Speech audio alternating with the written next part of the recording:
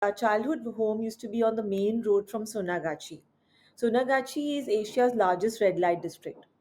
And when we were young and chota, we were told, don't look that side, because there were girls standing on the road. Be careful. They catch girls and they take them away.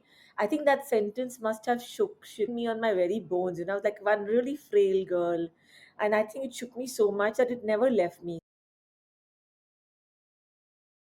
I realized more and more at that time, Santosh, that the public is the biggest stakeholder in the issue of a girl coming and standing on the streets. Because where there is a demand, there is a supply.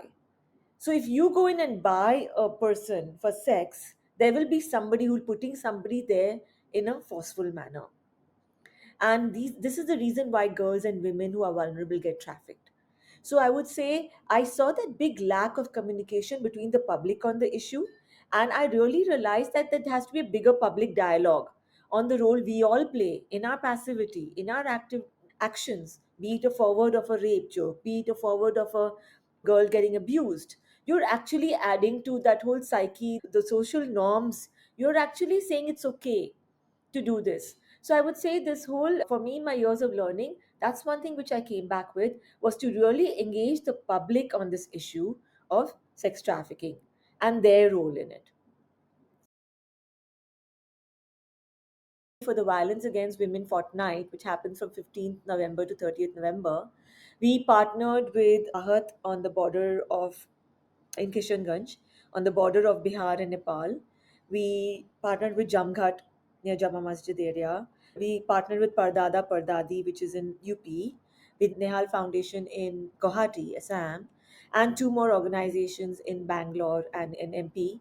So we did the whole silhouette guerrilla art campaign in all these areas. These children themselves, they got a kind of a learning from their trainers, what it is, what are you doing. They sat and cut it out, and then they went in their streets and marched it and they did it. So I've really crazy, really memorable images which came in. So in one place, they wrote missing in a nice twirly way. And another place, the guerrilla art, because they did the silhouette, they painted it. And then they made nice flicks to the missing girl hair. So for me, it's a very powerful thing when someone takes it and I see a new nuance coming in for it in that local space.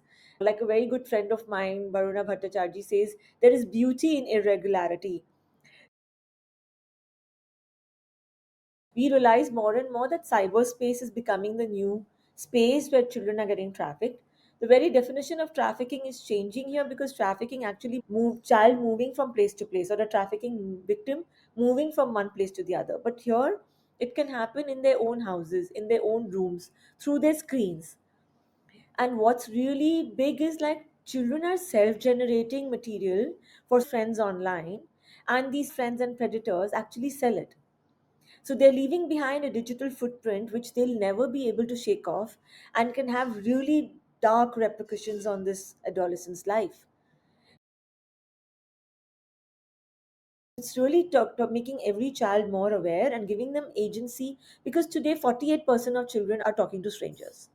And today parents are definitely not able to monitor their child after they are 12 or 13 or 14 all the time, because they're going to tuitions, they're going to classes, and they have peers whom they are engaging with. So it's really important that we give the agency of their safety to their children themselves, so that they are able to understand, hey, is this a safe situation or not? Just like how you teach a young child, don't put your hand in the socket, it's going to be electrical. Just like that, you teach a child, cross the road, look left, look right. So it's really important to make this education so basic, so that every child really knows that this is the new world which they have to navigate through. We've spoken to psychologists. Adolescents by nature are curious. So if you are going to bring up your child to be smart and curious and ask you all the right questions, you don't imagine it's going to be linear and only be in the space which you think they have to exert their curiosity. They are going to do this 360 degrees. So for that, you really have to engage your child in all the conversations, all formats. And you have to be there. We've known that 97% of boys have watched porn at 10 years old. And that's a stat I've got from 2015. And so today, the degree of porn which is available online has changed. I mean, why do we see so much of misogyny increasing today? There's a lot of objectification and abuse of the female body or the male body happening online. So it's really shaping children. So we should have enough wherewithal and knowledge to really engage with our children at all levels so that they can be the beautiful human beings which we are setting out to create. So it can't be just visual thinking.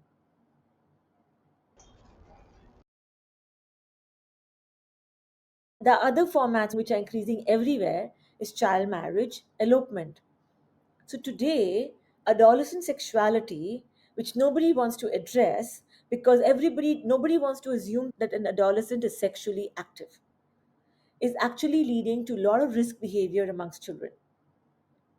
So a lot of children, especially in rural spaces, not in urban so much, there is a lot of elopement happening. And then they come back home and they have kids.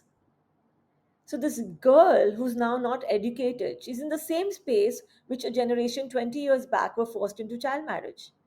So they have by 15, they are married, by 17, 18, 19, they'll have two children.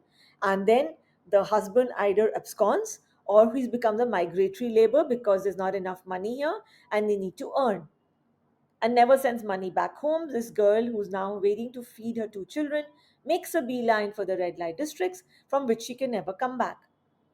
She's trafficked. So sometimes it's voluntary walk ins and then they can't come back. But I'm just saying the situation, it seems like it's the same thing, but it's taking different forms of elopement, child marriage, and cyber trafficking. It's very important for people to know their rights. I would say not even AI, even if it's an image which one has shared with a fellow peer, and that person then chooses to share that very intimate image on a public space, then those people are liable by court to be sued because the IP and the ownership of that image still lies with the person whose image it is. So it's really important for us to educate the next generation on AI and so that they don't use it for purposes which might criminalize their behavior. So they can't say mujhe nahi malum tha, so they also become victims of that lack of knowledge. Yet at the same time, knowing it also, they'll understand, oh, we shouldn't send this image ahead. It's not right. And we might be sued. And the government and the police will come after them. So these are very important. I think understanding of our laws and our rights in this space will really help us curb the abuse it can do. If you say Hindi में bullying को क्या बोलते हैं? What is the word for bullying in Hindi? Cyberbullying, which it's really fatal. It's actually led to suicides. It's left to lot of pain and grief to a lot of children. So I'm just saying there are new words which need to get allocated. There's a euphemism of say grooming, where predators are actually talking to children, making them becoming friends, and then enact acts for them. That's called grooming. Grooming is such a positive phrase, so it's about really bringing forth more conversations on these kind of learnings and having proper phrases for them, calling out perpetrators for what they are instead of giving them glorified euphemisms of Johns or whatever. And yeah, I would say that's where we really need to work on in the future.